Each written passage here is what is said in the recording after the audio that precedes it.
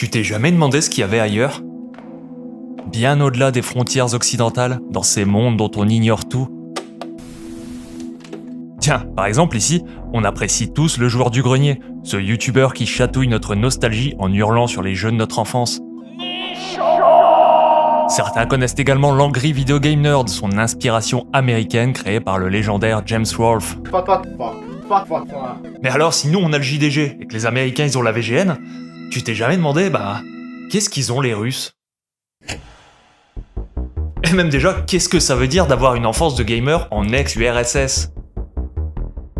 La réponse à toutes ces questions, elle tient en un seul nom, Kinaman. Un youtubeur talentueux qui a pour particularité d'être complètement fracassé. Привет, друзья! В сегодняшнем выпуске я бы хотел немного отойти от... Et voilà, je perce l'abcès dès le début, comme ça je peux retirer ça de ma to-do list. C'est bon, tu me connais maintenant, on n'est pas là pour faire semblant. Nous, ce qu'on fait ici, c'est qu'on met en valeur les personnes ayant eu un destin incroyable. Parce que le vrai truc à retenir ici, c'est que derrière son physique hors norme se cache en réalité l'un des princes du rétro gaming de YouTube. Eh ouais. Aujourd'hui, je vais donc te raconter l'histoire improbable d'un mec qui partait plutôt mal dans la vie et qui a pourtant marqué toute une génération. Bienvenue dans les univers parallèles.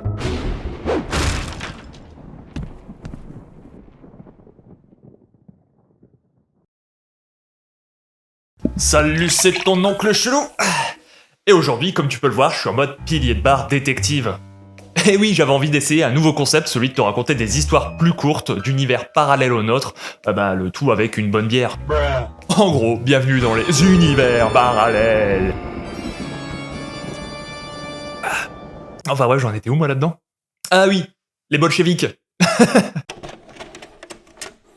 Alors, Kinaman, de son véritable nom Pavel Grignov, naît à Rostov-sur-le-Don en 1988. Une année qui n'augure rien de bon puisque pendant que le petit Pavel pousse ses premiers cris, l'Union soviétique, elle, rend ses derniers soupirs. C'est l'année où le retrait d'Afghanistan commence, où les tensions ethniques explosent dans le Caucase et où l'inflation transforme le rouble en une monnaie quasiment inutilisable. Notre futur youtubeur grandit donc au rythme de l'effondrement soviétique, une période de chaos économique favorisant la débrouillardise, smiekarka en russe, et les trafics sous le manteau. Issu d'une famille ouvrière, son enfance est marquée par la pauvreté, ce qui ne l'empêche pas d'avoir une vie plutôt normale. Enfin, plutôt normale jusqu'à ce qu'on lui diagnostique un trouble du développement musculo-squelettique. Ce qui entraînera chez lui une forme assez spectaculaire de scoliose. Une pathologie non mortelle mais qui l'obligera malheureusement à abandonner le sport et à poursuivre son parcours scolaire à domicile. Bon, tu vas venir, mais un enfant des années 90 privé de sortie, qu'est-ce que ça fait? Ça passe sa vie devant les jeux vidéo. Or, comme bien souvent, la trajectoire de la Russie dévie complètement de la nôtre dans ce domaine, jusqu'à créer sa propre réalité. Et ce qui m'intéresse particulièrement, c'est qu'en passant cette frontière, on quitte notre histoire occidentale pour entrer dans une véritable uchronie technologique.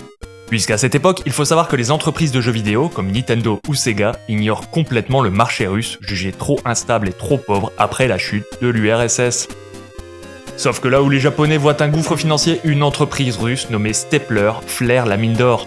Le problème, c'est qu'elle a ni les compétences ni le temps pour créer sa propre machine. C'est pourquoi en digne héritière du communisme, elle va pas s'emmerder, elle va tout simplement importer des contrefaçons taïwanaises de la Famicom. Parce que oui, ici on partage tout. Surtout ce qui appartient aux autres.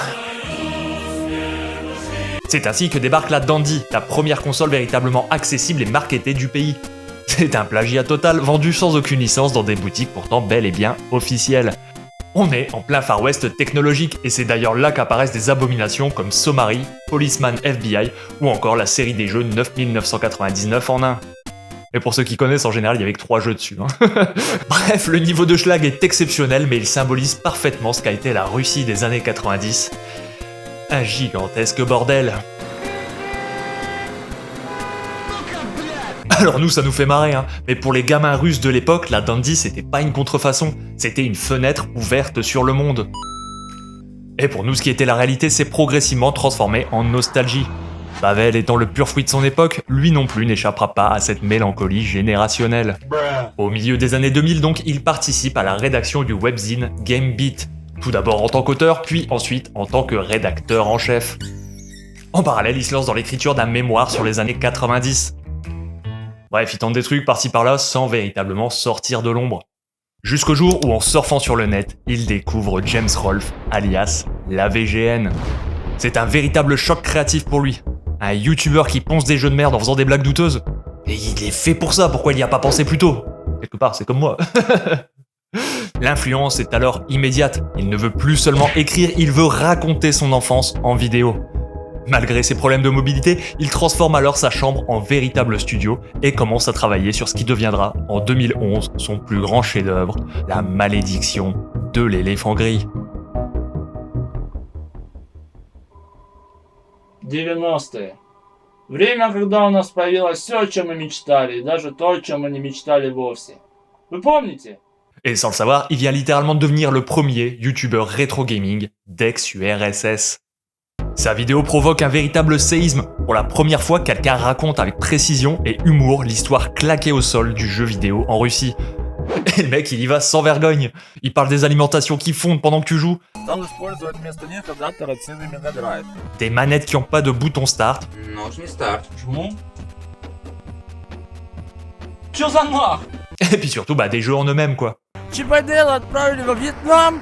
Что вообще творится? C'est un véritable shitfest comme on n'en fait plus sur YouTube. Si jamais t'as le temps, tu sais quoi faire. Ok. Suite au succès phénoménal de sa première vidéo, la vie de Pavel change inévitablement. Passant du statut de passionné filmant dans sa chambre à celui de figure emblématique, il est devenu pour toute une génération l'équivalent russe de notre JDG. Sous le nom de Kinaman, il a bâti la Kinamania. Il y a plus qu'une simple chaîne YouTube, c'est une galaxie entière, un point de ralliement pour tous les nostalgiques du pays. Flairant l'engouement suscité par son contenu, Pavel a su capitaliser sur cette dynamique en multipliant les concepts, tous couronnés de succès. Parmi ses créations phares, on retrouve par exemple Dandy Chronicle, une série consacrée au jeu de la Dandy. Dandy Memories, des épisodes centrés autour de ses souvenirs d'enfance avec ce légendaire premier épisode dégueulasse mais que tout le monde regarde quand même. Nakoknie, des sessions de jeu entre potes ou encore Un jour en enfance. Son projet le plus ambitieux qui cherche à reconstituer fidèlement le quotidien d'un enfant russe de 1994. Toujours actif, Pavel a également lancé une chaîne secondaire, Kinamania Live, entièrement consacrée au streaming de jeux vidéo.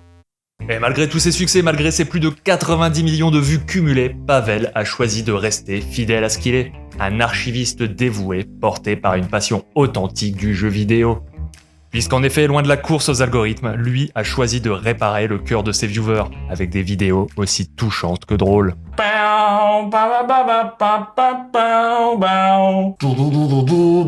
Et c'est là toute la force de son personnage, une générosité sans filtre. Et d'ailleurs, anecdote intéressante, mais il ne fait jamais référence à son handicap.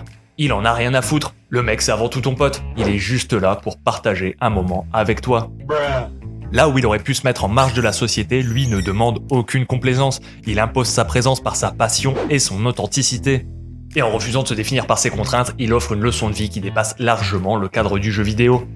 Parce que oui, Kinaman c'est pas seulement un pionnier du web russe, c'est une figure inspirante par sa résilience, et surtout par son humanité débordante.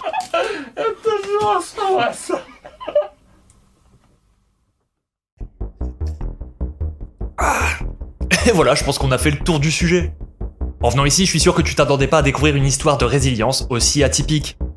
Et pourtant, c'est toujours le même piège qui se referme lorsque l'on ose franchir les portes d'un univers parallèle. En France, dans le sud, là où il fait chaud, nous, on avait le gros joueur du grenier. Sauf qu'à l'autre bout du monde, dans le froid, et sans qu'on ne le sache, il y avait son équivalent rachitique.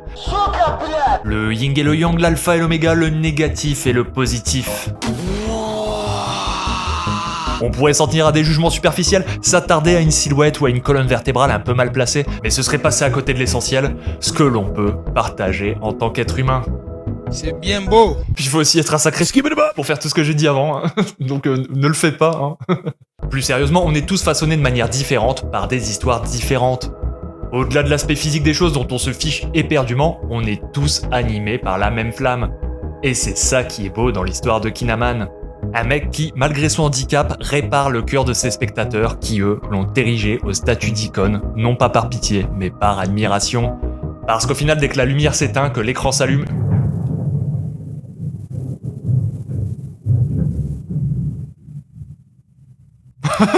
Ah ouais, t'entends l'orage? On a véritablement ouvert une faille spatio-temporelle. Non mais c'est un truc de fou.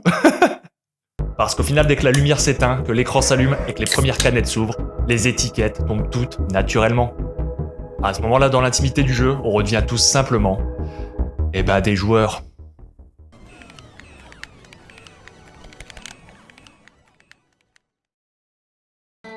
20 bières belges later. Et d'ailleurs, quand on enlève N à blanc, ça fait black. Comme quoi, sans N, on est tous les mêmes. Je savais pas comment finir la vidéo. Voilà, c'était le JDG russe. Hein. C'est un mec bien. Abonne-toi, s'il te plaît.